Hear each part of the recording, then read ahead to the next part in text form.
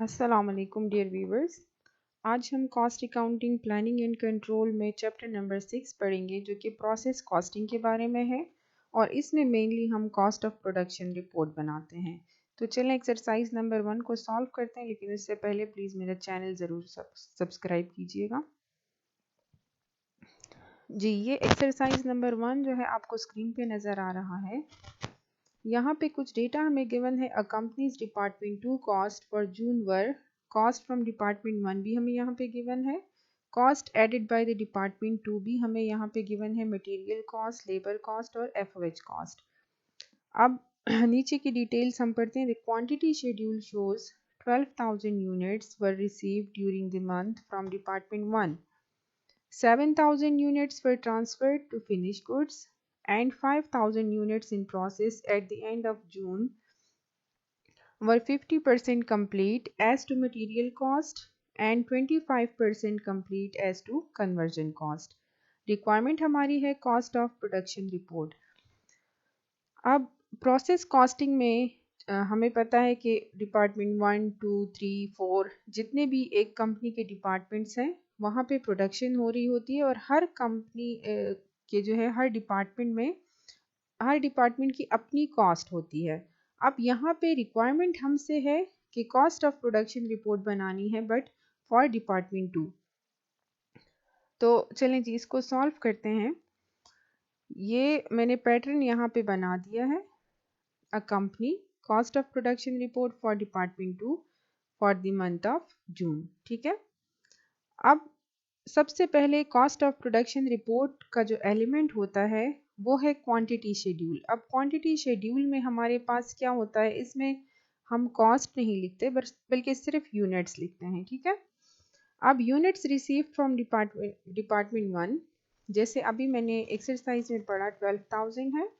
Units transfer to finish goods हमारे पास है 7,000 and unit still in process हमारे पास है 5,000, जिसकी डिटेल्स हमें इस तरह से गिवन है कि ये जो स्टिल इन प्रोसेस यूनिट्स है इस पे जो कॉस्ट कंप्लीट हुई है मटेरियल्स की वो 50% है एंड 25% कन्वर्जन कॉस्ट इस पे हो चुकी है। ठीक है। अब क्वांटिटी शेड्यूल में जितने यूनिट्स हमें रिसीव्ड हुए हैं उतने ही यूनिट्स का हमारे पास डेटा होना चाहिए। इट मीन्स के अगर क्वांटिटी शेड्यूल हमारा ये दोनों इक्वल आते हैं तो ये बिल्कुल सही बना है। ठीक है। अब जो सेकंड एलिमेंट होता है कॉस्ट ऑफ प्रोडक्शन रिपोर्ट में, उसको हम कहते हैं cost charge to the department. यहाँ पे हमें 2 कॉलम्स चाहिए होंगे, एक टोटल कॉस्ट का कॉलम चाहिए, एक यूनिट कॉस्ट का कॉलम चाहिए। सबसे पहले इसमें हम लिखेंगे कॉस्ट रिसीव्ड फ्रॉम डिपार्टमेंट 1। अब डिपार्टमेंट 1 से हमें जितनी कॉस्ट रिसीव हुई है 16,320 वो हमें गिवन है एक्सरसाइज में। यूनिट कॉस्ट हमने खुद कैलकुलेट की है। किस तरह से? Per unit is equal to total cost of department 1। जितनी टोटल कॉस्ट हमें रिसीव हुई जो एक्सरसाइज में गिवन है उसको हमने डिवाइड करना है यूनिट्स रिसीव्ड फ्रॉम डिपार्टमेंट 1, जो कि हमने क्वांटिटी शेड्यूल में भी यहाँ पे लिख दिया है। तो 16,320 डिवाइडेड बाय 12,000। ठीक है। उसके बाद हम इसमें डिटेल्स लिखेंगे cost added by the department. तो यहाँ पे इस डिपार्टमेंट में हमने मटेरियल, लेबर और एफओएच की कॉस्ट ऐड की है। ये हमें एक्सरसाइज में गिवन है, एज इट इज़ हमने उठा के लिख लिया। 43415, 56100, 58575 और ये हमारे पास इस डिपार्टमेंट की टोटल मैन्युफैक्चरिंग कॉस्ट है। ठीक है। अब पर यूनिट हमने किस तरह से कैलकुलेट किया है, इसके लिए एक कॉस्ट ऑफ प्रोडक्शन रिपोर्ट में एक कॉन्सेप्ट यूज होता है जिसको कहते हैं इक्विवेलेंट प्रोडक्शन। इक्विवेलेंट प्रोडक्शन में हमने क्या करना होता है, जो फिनिश्ड यूनिट्स हैं हम वो लेंगे plus percentage of work in process.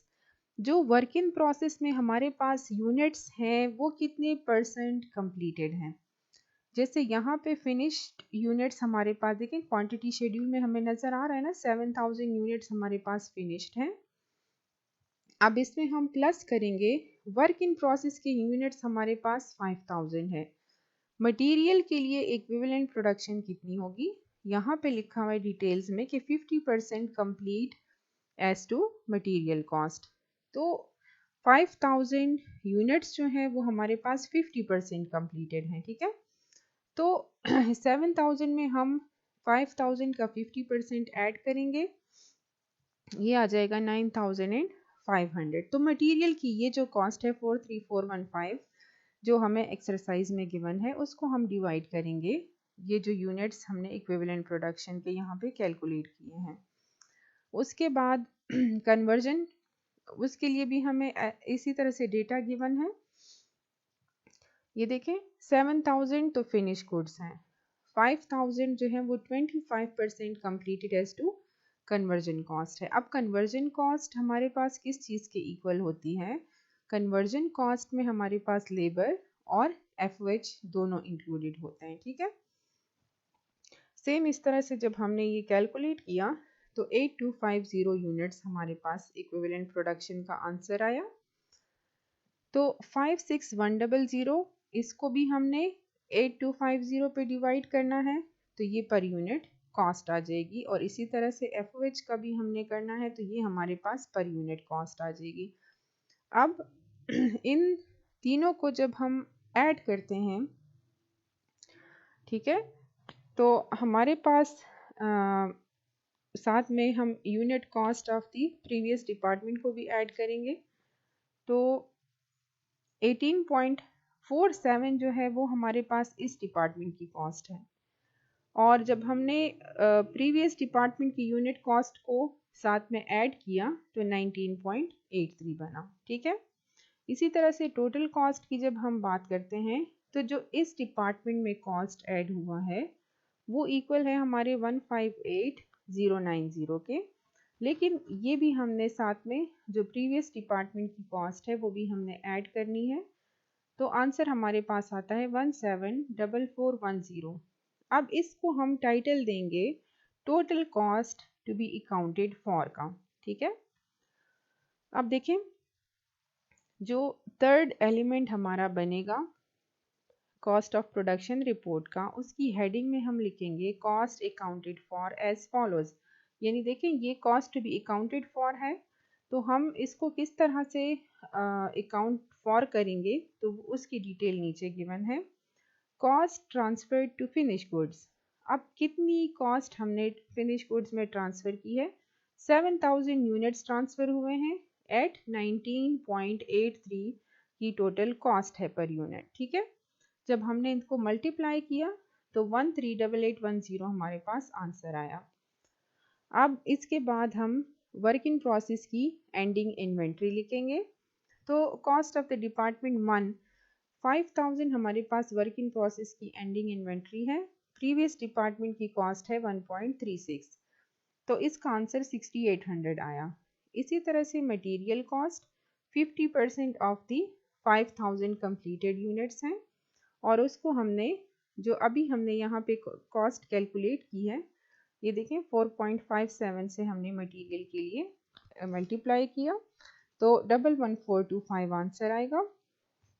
इसी तरह से 5000 यूनिट्स जो वर्क इन प्रोसेस में है वो लेबर और FOH के लिए 25% कंप्लीटेड है, ठीक है।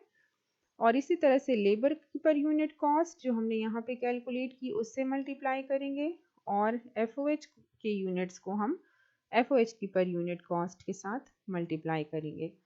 इन सब को हम ऐड कर लेंगे 35600। अब जो कॉस्ट हमने फिनिश गुड्स में ट्रांसफ़र की है और जो वर्क इन प्रोसेस की एंडिंग इन्वेंट्री है, इन दोनों को जब हम ऐड कर लेंगे तो हमारे पास ये जो आंसर है टोटल कॉस्ट अकाउंटेड फॉर, ये हमारा इसके साथ मैच होना चाहिए। जैसे इस क्वेश्चन में मैच हो रहा है, इट मीन्स कि हमारी वर्किंग जो है वो बिल्कुल ठीक है।